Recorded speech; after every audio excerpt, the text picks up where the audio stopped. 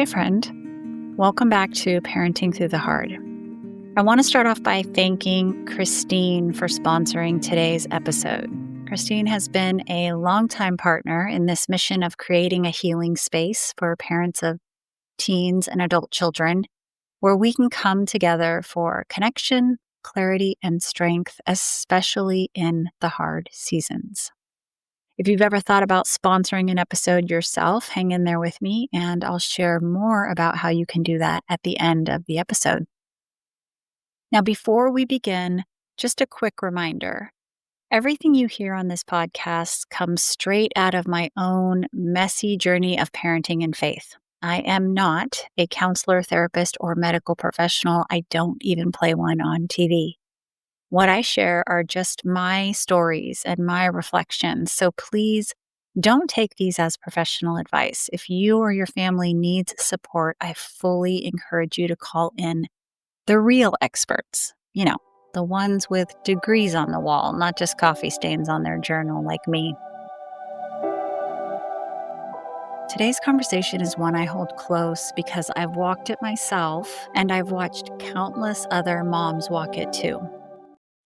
It's the grief that comes when our teens or adult children make choices that don't align with the values, hopes, or dreams we've carried for them. The motivation for this episode actually comes from walking beside a dear friend over the last couple of days. She is in a very challenging season with her child.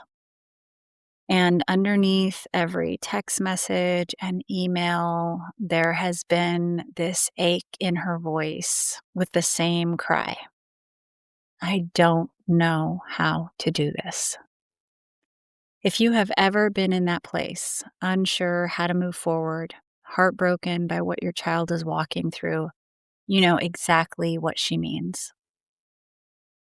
Through the years, I have had the privilege of walking alongside so many moms through some of the most heartbreaking seasons of parenting. Times when the dreams we held for our children collided head-on with the reality of the choices they made. I've walked with mothers whose teen and adult children have struggled with substance abuse, moms who sat helplessly across from their child behind glass during incarceration, moms who have watched with heartache their teenagers cling to abusive relationships, and others who have wrestled with their children exploring sexual choices and lifestyles they never envisioned. Anytime our child's choices take a turn we didn't expect, whether it's small or life-altering, it shakes us. We can't help but grieve the life we imagined for them. And today I want to spend some time unpacking that grief. Not just what it looks like, but why it's necessary and what happens once we've given those feelings space to breathe. I want to begin with just one story of many from my own journey through parenting grief, because maybe it'll give you words to what you've experienced before. One day, I walked into the bedroom of one of my teens. The room was a disaster. Clothes everywhere, food wrappers tucked under the bed, the kind of mess that makes you want to either light a match or throw everything in garbage bags. And I'm going to admit, I've never been above snooping. Not because I wanted to catch my kids doing something wrong, but because I've always wanted to understand what was kind of going on beneath the surface that they may not have been telling me. And let's be honest, most teens and adult children aren't telling you. And if they are telling you, you're probably not listening to this podcast anyway. But here's the thing about snooping. Sometimes you find exactly what you're afraid of. You know what I mean? Have you ever been there? And once you see it, you can't unsee it. That day, I started kind of sorting through dirty laundry. I don't even know what I was looking for, but then I spotted it. A long, skinny plastic tube. The kind that I know for a fact they sell joints in. And my stomach dropped. Until then, I had had my suspicions, Maybe they were experimenting with cannabis. Maybe it was just curiosity, but holding that little container in my hand, I now knew. Still, something inside me just really wanted to believe that this might have just been a one time thing. So I kept looking. And that's when I found another and another. And by the time I was done, I had nearly a dozen of them lined up on the bed. I sat there staring at them, my chest tight, tears threatening, because in that moment, it was no longer about a kid experimenting. This wasn't casual. This was a pattern, a coping mechanism, an escape, something. And in my heart, I knew we were dealing with something much bigger. And strangely, after I lined them all up on the bed, I felt this need to share it with someone. I didn't want to be alone with the weight of what I had just uncovered. So I snapped a picture and I sent it to my best friend with just a few words. I just found these in my son's bedroom. Heartbroken. I don't know what to do next. Her reply was perfect. 3 words. I'm so sorry. That was all. She didn't try to give me advice. She didn't try to tell me what steps to take. I probably wasn't ready for that anyway. What I needed in that moment was exactly what she gave me. Someone else to hold the grief with me. Someone to acknowledge the heartbreak and simply understand. Because grief needs to be felt. It needs to be witnessed. It doesn't always need answers or actions or even words. Sometimes it just needs someone to say, I see you. This hurts. That's grief. Not only the shock of discovery, but the heartbreak of realizing the life you thought your child would live is not the one they're actually living. Here's what I think we need to know about grief. Grief is not failure. Grief is love in its rawest form. Sometimes we can resist grief because it feels unproductive. We think, I need to be strong, I need to fix this, crying isn't going to change anything. And then other times we're afraid that if we let the grief in, it might swallow us whole. Or we worry that if we admit how much it hurts, others might see it as weakness or failure. Some of us resist grief because we feel guilty. Like, I don't have a right to feel this way. Other parents have it worse. And for many of us, it's simply easier to stay busy, to numb out, to keep moving so we don't have to feel what's really there. But for me personally, my tendency to resist grief is because allowing it means moving closer to acceptance. And acceptance can feel unbearable. It's easier, at least in the short term, to get angry, to search for someone or something to blame, or to chase after quick fixes than it is to just sit in the grief. Because grief forces us to face the reality that life is not what we had hoped it would be. But suppressing grief is like trying to hold a beach ball underwater. It always pops back up, and usually at the worst times. Grief is necessary because it allows us to be honest, to stop pretending, to admit this hurts. This is not what I wanted. This is not the life I pictured. And here's the powerful thing about grief. When we allow it, it softens us. It strips away the armor of anger, blame, and denial. And it opens the door for clarity and compassion. See, when we fight against grief, we end up fighting against ourselves. But when we honor it through tears, through journaling, through prayer, through talking with a trusted friend, we begin the slow process of healing.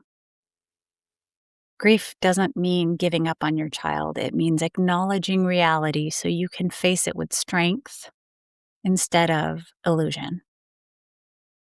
Now, one of the hardest parts of grief is how isolating it feels. You look around at other families and think, they don't have to deal with this. I must have done something wrong. But here's the truth. You don't have to carry grief alone. Safe sounding boards are a lifeline. These are people who won't minimize your pain with cliches, who won't rush you to fix it, who won't shame you for being angry one day and numb the next. They'll sit with you in the mess and say, I hear you. I've been here, and you're not crazy for feeling this way. Without safe sounding boards, shame has a tendency to take over. And shame does a pretty great job of convincing us that grief itself is weakness. But grief isn't weakness. It's a witness. It's a sign that you love your child so much. Their choices are breaking something inside of you. That's not failure. That's humanity. And if you don't have people in your circle who understand, or if you just need more support than you're getting right now, there are ways to connect with others who've been where you are. And one of the simplest things you can do is go online and type in the words online support group for parents who have a, and then fill in the blank for your situation. It might look like for parents who have a teen questioning their sexuality, or for parents who have an adult child in an abusive partnership, or for parents who have a teen struggling with cannabis use. You'll be surprised how many groups and forums are out there specifically for what you're facing. And if you're looking for something faith-based, you can add that into your search too. Technology can sometimes feel like the enemy, especially when it comes to parenting our kids, but in this case, it can be a lifeline. Use it as a resource. There are communities of parents walking through the same heartbreak, ready to offer encouragement and understanding. Sometimes just knowing you're not the only one can make the weight a little bit lighter. When we finally let grief have its place, when we stop pretending, stop hiding, stop carrying it alone, something shifts inside us. It doesn't happen all at once, and it doesn't mean that the pain goes away, but it does mean that grief no longer has the power to paralyze us. Slowly, space begins to open up. And in that space, new strength starts to take root. See, grief has this strange way of emptying us. And in that emptying, it makes room for something new. At first, that space feels hollow, maybe even scary. But given time, it becomes the soil where resilience starts to grow. See, when we've allowed ourselves to feel grief fully, we begin to notice we're not reacting quite as frantically. That constant urge to fix, to control, to argue, those impulses soften. Instead of running circles, we start to catch our breath. And with that breath comes perspective. This is where strength begins to show up. It's not the loud, charging forward kind of strength. It's the quiet, grounded strength. The kind that helps you keep your peace even when your child is in chaos. It's the strength to say, I love you, but I won't be swallowed by your choices. It's also the strength that lets you shift your focus from their behavior to your role. You can start asking, what kind of parent do I want to be in this season? How can I protect my heart and still leave the door open for communication? What boundaries do I need in place to love well without losing myself? This is where grief becomes more than pain. This is where grief becomes wisdom. It teaches us how to parent from a place of vision instead of reaction. Because the truth is, once you've walked through grief, you learn you can survive it. You learn that pain won't destroy you, even if it bends you for a while. That's where courage lives. Not in avoiding grief, but in letting it shape you into someone steadier, calmer, and more intentional than you were before. And this strength, it doesn't just help you as a parent. It seeps into every corner of your life. It allows you to stand firmer, love deeper, and walk with more peace than you ever thought possible. One verse that I wrestled with in seasons of grief is Isaiah 41:10. It reads, "So do not fear, for I am with you. Do not be dismayed, for I am your God. I will strengthen you and help you. I will uphold you with my righteous right hand. I'll be honest, when I first read those words in the middle of my pain, I didn't always believe them. There were nights I was terrified of what was happening with my child. Nights when I felt completely undone. Strength, help, being upheld. I didn't feel any of that. What I felt was fear. What I felt was exhaustion. But over time, I've come to see that this verse isn't a call to just cheer up or pretend everything's okay. It's not telling us to not feel afraid. It's reminding us that fear isn't the whole story. Even when I was falling apart, there were moments I realized I was still being held together. When I didn't know what words to pray, when I didn't know what the next day would bring, somehow I was still standing. And looking back, I know that was God's hand holding me. So if you're sitting in that same space today, heartbroken, uncertain, maybe even angry at God, this verse isn't a demand to get it together. It's a reminder that you don't have to. You're being carried, even if right now all you can feel is the weight of your grief. If this podcast felt like it was for you today, I'd like to take a moment to pray over you. You don't have to do anything, just receive these words and let them settle into the places that feel the heaviest right now. Father, I'm lifting up the mom who is listening right now and feels like she's at the end of herself. Her heart is heavy, her body is tired, her mind is racing with worry, and she doesn't know what tomorrow will bring. And honestly, she's not even sure how to make it through today. Lord, you've promised in your word that you will strengthen her, that you'll help her, that you'll hold her with your hand.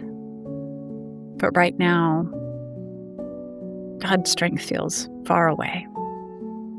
Help doesn't feel obvious. So I'm asking you, God, to show up in ways she can actually see.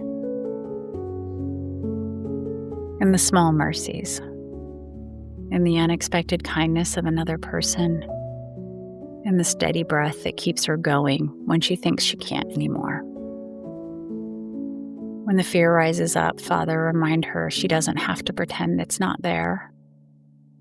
She can feel it and still be held. When she starts to believe it's all on her shoulders, remind her that you're carrying both her and her child. And when she's tempted to give up, whisper that you haven't let go and that you won't.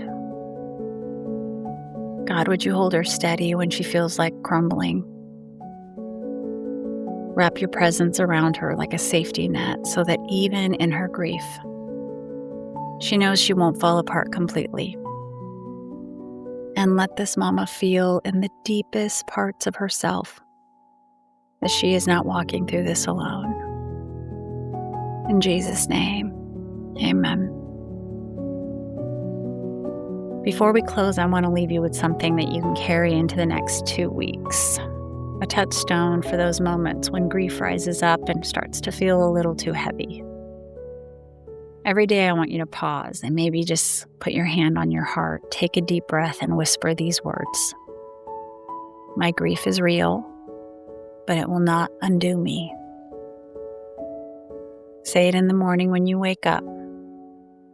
My grief is real, but it will not undo me.